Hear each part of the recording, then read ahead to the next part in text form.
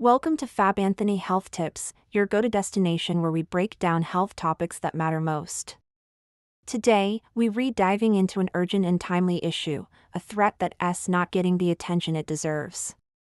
From New Delhi to Phoenix, from Dubai to Madrid, temperatures are rising faster and earlier than expected. Hospitals in India are overwhelmed with cases of heat exhaustion and heat stroke.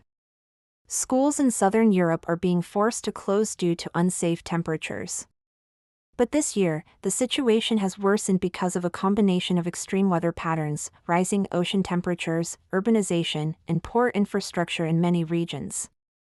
Construction workers in the Middle East are being rushed to emergency rooms with severe dehydration and fainting spells. They confuse heat exhaustion with tiredness or think they just need a nap or a drink. But symptoms can escalate fast and become fatal. The signs include muscle cramps, nausea, headaches, dizziness, confusion, and eventually, loss of consciousness. When you stop sweating and feel cold or clammy despite the heat, that's a medical emergency. Your body has lost its ability to cool itself down. Roads, buildings, and rooftops absorb heat during the day and release it slowly at night, which means that nighttime doesn't bring relief. In fact, nighttime temperatures in cities can be 5 to 10 degrees hotter than surrounding rural areas. And that's when your body usually recovers. Without that recovery, even one hot night can disrupt your immune function, hormone regulation, and mental clarity. In parts of North America, even air conditioning systems are failing due to the power grid overload, leaving homes and vulnerable populations in dangerous conditions. Experts are calling this the earliest and hottest heatwave season on record, and this isn't just climate talk, this is about your body, your health, and your safety. In fact, it's already causing serious illness and even death across the globe, and most people don't even realize they're in danger. This summer's early and extreme heatwaves are not just uncomfortable, they're life-threatening. Young, otherwise healthy adults are collapsing while jogging, working, or even commuting. That's because the human body has a very narrow window of safe internal temperature.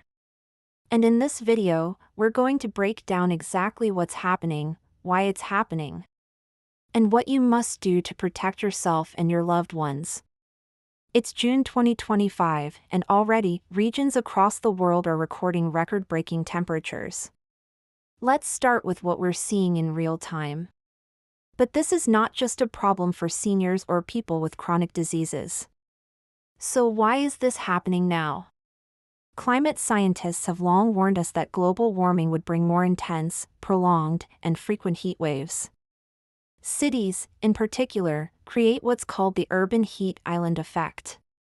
Now let's talk symptoms. Most people miss the early warning signs of heat illness. Now here's what people often don't realize. Heat affects more than your physical body, it impacts your brain, emotions, and even your behavior. Studies show that extreme heat increases the risk of agitation, aggression, anxiety, and even suicide. Hot weather is not just uncomfortable, it's psychologically stressful. Children, people with psychiatric disorders, and those in high-stress jobs are at elevated risk. Sleep deprivation is another silent danger during heat waves. Hot nights interfere with your body's ability to enter deep sleep, and that leads to fatigue, impaired judgment, slower reaction times, and even higher rates of car accidents and workplace injuries. So how do you protect yourself? The key is to treat extreme heat the same way you would treat a natural disaster, with preparation, caution, and respect. Make sure they're cool, hydrated, and not alone. If you notice someone who is disoriented, red-faced, or unconscious in the heat, call emergency services immediately and begin cooling them down with water, fans, or wet cloths. First, avoid being outdoors between 11 a.m. and 4 p.m. when the sun is at its peak. Running, cycling, or doing intense cardio in 40 degrees Celsius heat is not a badge of honor, it's a risk you don't need to take. Your body loses fluid faster than you realize, and the cumulative stress can lead to muscle breakdown, known as rhabdomyolysis, which can cause kidney failure. If you must be outside, wear light, breathable fabrics, preferably made of cotton or linen. Use hats, sunglasses, and broad-spectrum sunscreen. Hydration is everything, but not just water. You need electrolytes, sodium, potassium, and magnesium, which are lost when you sweat. Hang damp sheets in front of open windows for natural evaporative cooling. If you have access to air conditioning, use it strategically, especially during peak heat hours. But even without AC, taking cool showers, soaking your feet in cold water, or placing frozen water bottles behind your neck or knees can help bring your body temperature down. Coconut water, oral rehydration salts, and electrolyte tablets can help. Avoid alcohol, caffeine, and energy drinks. They actually increase dehydration and strain your cardiovascular system. Your diet can also help regulate your internal temperature. High water content foods like watermelon, cucumber, tomatoes, berries. Create a cool zone in your home. Use fans and block direct sunlight with blackout curtains. Don't forget the at-risk groups. Check on elderly neighbors, relatives with chronic conditions, children, and pets. If you raise someone who exercises outdoors, consider switching to early morning workouts or taking your routine indoors temporarily. Schools and employers must also adapt. Flexible work hours, remote options, shaded break areas, mandatory hydration breaks, these are not luxuries anymore.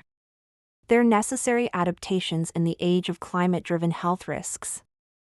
On a broader scale, cities must begin planning smarter. Planting more trees, increasing green spaces, reducing asphalt surfaces, and using reflective building materials are ways to reduce urban temperatures.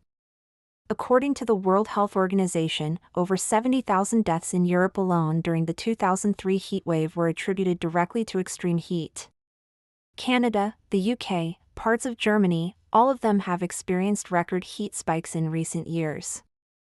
It is a public health threat, a climate emergency, and a silent killer. The good news is, you are not helpless. You can adapt. You can prepare. You can protect yourself and your community. This is FabAnthony Health Tips, reminding you that knowledge is power, and health is your best defense. Many of these places lack proper cooling infrastructure. That makes them more vulnerable than ever. And if we continue on this path without adaptation, these numbers will rise fast. These solutions are not just aesthetic, they are life-saving. Hit the like button, subscribe to FabAnthony Health Tips, and turn on notifications.